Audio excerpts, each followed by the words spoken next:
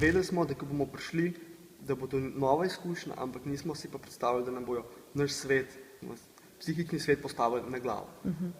In ko smo prišli gor na oder, dejansko prvi ali celo drugi, nas je bilo malo strah, dejansko res so nas zbombardirali, ampak postavili na realna tla.